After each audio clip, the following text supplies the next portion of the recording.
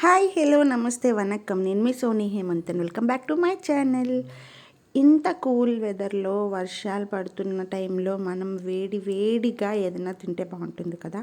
So ఈ వామ్ జావ్ చేసుకొని తింటే మాత్రం చాలా చాలా బాగుంటుంది అనమాట. అమ్మమ్మ వాళ్ళు చేసుకునేది. సో చూసేద్దాం. ముందుగా స్టవ్ ఆన్ చేసుకొని ఒక ప్యాన్ పెట్టుకొని అందులో తగినంత ఆయిల్ వేసుకోవాలి. ఆయిల్ ఎక్కువ క్వాంటిటీలో వేసుకుంటే జావ్ అన్నది బాగుంటుంది. తర్వాత పోపులు వేసుకోవాలి. మినప్పప్పు, శనగపప్పు, ఇంకా ఆవాలు. అండ్ మనకి మెయిన్ ఇంగ్రీడియంట్ వామ్ కాబట్టి వామ్ కొంచెం క్వాంటిటీ ఎక్కువ వేసుకుంటేనే బాగుంటుంది. అండ్ వెల్లుల్లిపాయలు, ఎండుమిరపకాయ, అల్లం. నేను అల్లం దంచి వేసాను అనమాట. అండ్ ఆనియన్స్, పచ్చిమిర్చి వేసుకొని బాగా కలపాలి. కొంచెం ఫ్రై అయిన తర్వాత కరివేపాకు వేసుకొని బాగా మిక్స్ చేసుకోవాలి.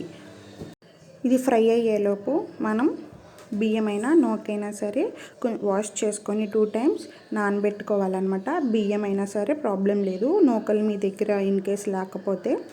లోపు మనం ఫ్రై చేసుకున్న ఆనియన్స్లో చిటికెడు పసుపు, కారం, తగినంత సాల్ట్ వేసుకొని బాగా మిక్స్ చేసుకోవాలి, పచ్చి వాసన రాకుండా. మనం ముందుగా నిమ్మకాయ సైజ్ అంతా చింతపండు తీసుకొని నానబెట్టుకొని అది ఫిల్టర్ చేసుకొని మనం ఇందులో వేయాలన్నమాట.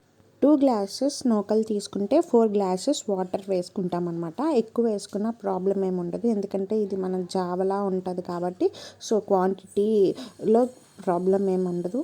తర్వాత ఇలా చూసారా ఎలా బుడగలు వస్తున్నట్టయితే అప్పుడు మనం నానబెట్టుకున్న బియ్యమైనా లేదంటే నూకైనా సరే వేసుకొని బాగా కలుపుకొని మూత పెట్టుకొని ఉంచుకోవాలన్నమాట. మ్యాక్సిమం టైం ఎక్కువే తీసుకుంటుంది, 20 to 25 minutes పెట్టుకోవాలి. మూత పెట్టుకొని ఉడికించాలన్నమాట. ఆఫ్టర్ 25 minutes మనం ఓపెన్ చేస్తే ఇలా ఉంటుందన్నమాట. అంటే అది ఓపెన్ చేయగానే ఇలా లేయర్గా ఆయిల్ అన్నది రావాలన్నమాట. ఆయిల్ ఇన్ కేస్ మీకు అలా లేకపోతే కొంచెం ఆయిల్, నార్మల్ ఆయిలే వేసేసుకోండి, ప్రాబ్లం ఏమి ఉండదు. ఆయిల్ వేసుకుంటే కొంచెం బాగుంటుంది అనమాట, చూడడానికి బాగుంటుంది, తిన్నప్పుడు కూడా కొంచెం లూజ్గా బాగుంటుంది. ఇదనమాట మనకి ఎంతో రుచికరమైన వాము జావ. అమ్మమ్మలు, నాన్నమ్మలు తయారు చేస్తారు కదా ఇది. సో మీకు నచ్చితే లైక్ చేయండి, షేర్ చేయండి, కామెంట్ చేయండి, సబ్స్క్రైబ్ చేయడం మాత్రం మర్చిపోద్దు. బాయ్.